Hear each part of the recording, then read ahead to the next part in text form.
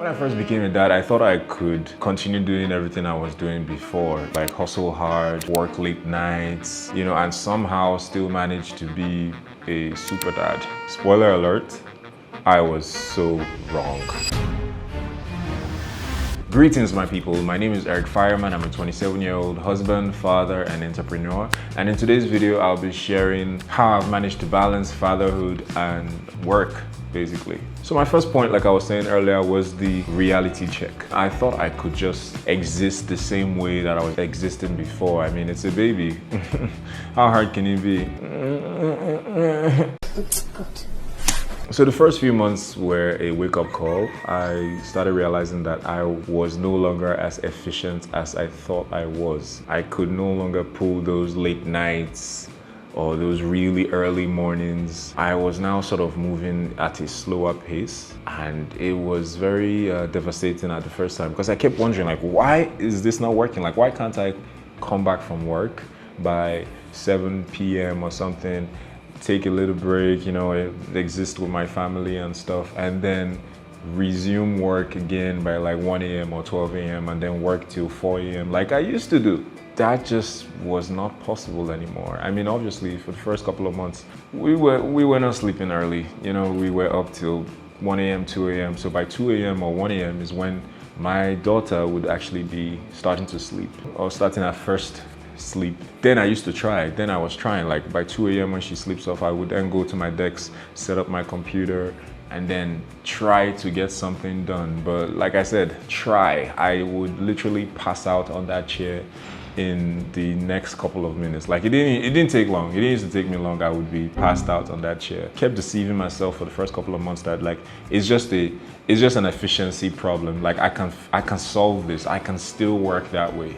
I can still take on more work than I can handle and deliver because I'm gonna work overnight or something. But I was incredibly wrong. Like, projects were starting to fall through the cracks. Like I was still taking on more projects, like the way I was taking on before I became a father, right? And I started seeing that things were not being delivered on time. Like, my integrity was taking a lot of punches. My efficiency was destroyed, basically. Those hours that I used to catch up at night were gone, and I just had to start dealing with it. I used to be somebody who could wake up by, doesn't matter when I sleep, I would wake up by 6 a.m. or sometimes 5 a.m. and get into work, get into work mode, get dressed or whatever, head to work. I started waking up 7, started waking up 8. The times that I would wake up by 6, 5, I would go to work and be drowsy as hell, So it was a big reality check for somebody like me who's big on productivity and, being very efficient with every single time that I have. So that's the first thing.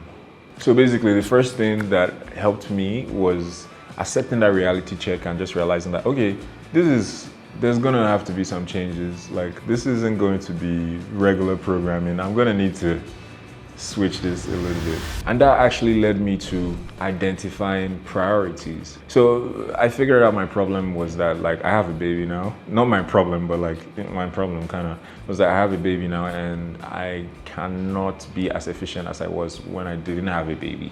I needed to identify priorities and work with a opportunity cost list type of thing, So when it came to even taking on jobs or taking up projects, I had to identify okay, what is mostly beneficial to my career, what's mostly beneficial to my family, what's mostly beneficial to my time, my team. So it was an order of priority. It started being an order of priority thing. Okay, this few hours that I have when I'm not being a dad, I can dedicate it to this project and make sure that this project comes out.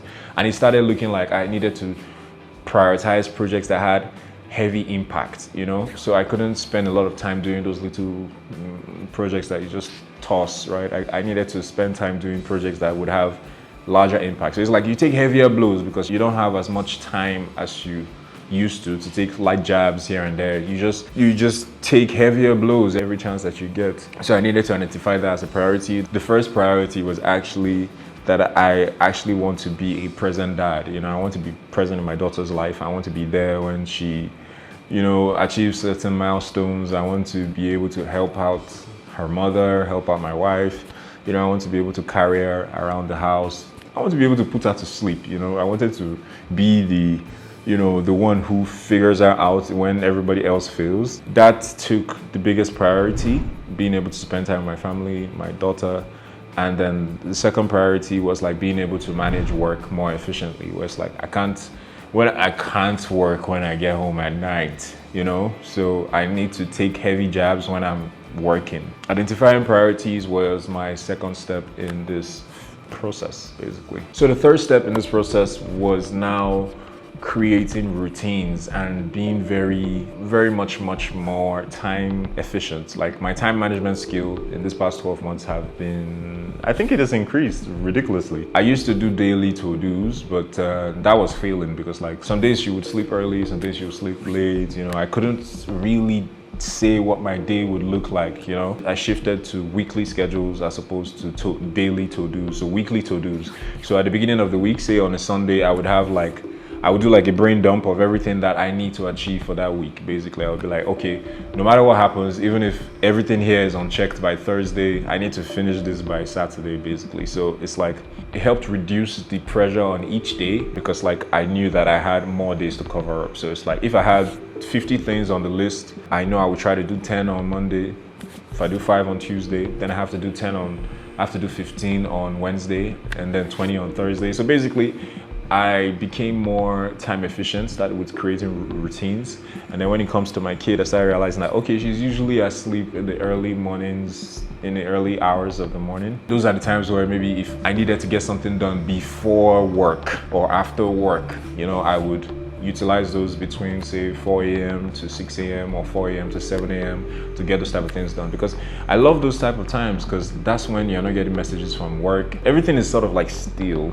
So you're at the background working, and then by the time people wake up and start asking for deliverables, they're already ready, so you just shoot them to them. So it takes away the pressure within the hours to work creatively. That's the word. So a couple of tips that I would share with you for that is plan your schedule according to the way you've noticed your baby life, your dad life. It's like, know that, okay, when I get home by 8 p.m., I have to be with my child till she sleeps off. Like, I clock in with my child by 8, and I don't clock out till she sleeps off. Then when she sleeps off, I sleep, and then I clock in back at work by 4 a.m. and then, I work till 8 p.m. or whenever basically just work around your daughter's or your child's schedule. The babies, you need to be scheming and plotting, because these kids are also scheming and plotting to take away every single time that you have. So the third tip that I would share for this is communicate whatever routine that you create with your partner or with your coworkers or with your boss. Maybe not your boss, you might get fired, but it's like just communicate that routine with the person that you're sharing that child with, basically. That sounds weird. Communicate that with your partner or your wife or your girlfriend, so they too can also create a routine around your routine and your child's routine. Just bear in mind that you might do all of this and still have a bunch of challenges. Like some of those times and routines and all of that would still clash with you needing to change a diaper, or you needing to rock your baby to sleep, or you needing to feed your baby because something happened, or you just, needing to do something that you didn't plan for. So don't panic, I would say. Just know that like it's all about progress, not perfection. It's like just knowing that taking it a day at a time towards a goal of being back to your efficient self, in a different way entirely. It's like when you watch those superhero movies and then you see that the guy used to be a badass and then one villain destroyed him and shamed him, and now he's lost all those skills and now he has to relearn a different way, and then he comes back and destroys that villain. So it's like, just see it as you going through a metamorphosis, to becoming a better version of yourself that now accommodates like an extra person in your life, like a child, basically, like a kid. You have a kid, brother, so it's not gonna be different. It's not gonna be the same thing. So in all of this, one other thing I want to do is share like what has helped, in these times. So the first thing is that you have to take care of yourself in terms of like health-wise.